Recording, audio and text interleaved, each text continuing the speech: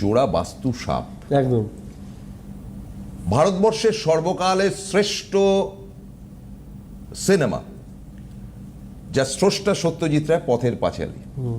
এখনো পর্যন্ত ওটাকে কেউ ছুঁতে পারেনি, কবে তৈরি হয়েছে। সেটাতে অপু দুর্গার সংসার, মানে সর্বজয়া এবং তার হাজবেন্ড একবারে তছনছ হয়ে গেল। মেয়েটা মারা গেল, স্বামীর দেখা নেই, পিসিটা মরে গেল, মৃত্যু মৃত্যু মৃত্যু মৃত্যু মৃত্যু। অবশেষে বাবা ফিরে এলো, তিনি কিছু রোজগার করে এসছেন, কিন্তু এ বাড়িতে আর থাকবেন না।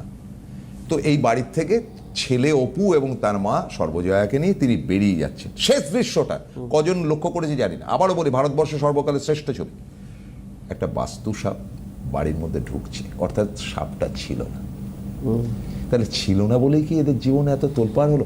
মিনিংফুল সত্যজিৎ রায়ের ছবি, কিন্তু আলতুফালতু লোকের না না না না একদমই না। এবং দ্বিতীয় জায়গা হচ্ছে হয়তো তাই, এবং কি বলবো, হঠাৎ সাপটা দেখালেন কেন উনি?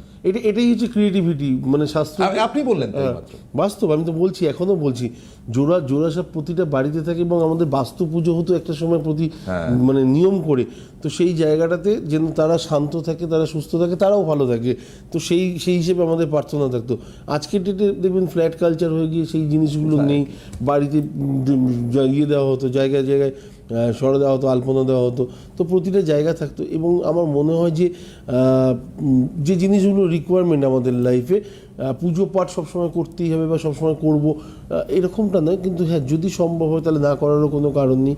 দ্বিতীয় জায়গা হচ্ছে যে জিনিসগুলো নিয়ে প্রবলেম, যদি কোনো কারণে বিবাহিত জীবনে সমস্যা আসে, তাহলে ডেফিনেটলি জানবেন যে রাত্রের রিলেশনটা আপনাদের স্বামী স্ত্রীর মধ্যে ভালো থাকে, কিন্তু সকালবেলা হতেই দুজনের মানে দুজনকে সহ্য করতে পারছেন না, একটা ডিস্টারবেন্স।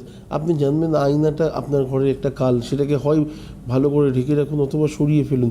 শুধু তাই নয়, যে মৃত্যু নিয়ে কথা বললেন, আমি এটা নিয়ে একদমই কথা বলতে চাই না, কিন্তু আমার দেখা ইদানিং লাস্ট 4-5 দিনে আমি এরকম বহু দেখেছি। একটা বাড়িতে 1 বছরের মধ্যে 4 থেকে 5 জন মারা গেছে, এবং ফ্যামিলিটা যথেষ্ট বড়, এবং সেইখানে ডিস্টার্ব। এবং সবথেকে বড় কথা হচ্ছে বাড়ির সদর দরজার ডিস্টার্ব রয়েছে, বাড়ির উত্তর দিকটার ডিস্টার্ব রয়েছে, বাড়ির ঈশান কোণটা কাটা রয়েছে।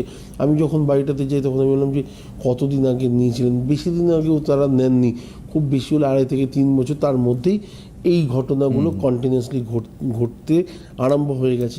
তখন তাদের মনে হয়েছে, এবং আমার কাছে ওই বাড়িটার রেকটিফিকেশনের কোনো জায়গা স্পেশালি মনে হলো যে নেই। যে আমার মনে হয় যে উনি ভেঙে তৈরি করবেন, যাই করুন, পয়সা হয়তো ওনার কাছে আছে, কিন্তু আমার মনে হয় সবথেকে ভালো জিনিস হচ্ছে এখান থেকে বেরিয়ে যাওয়া।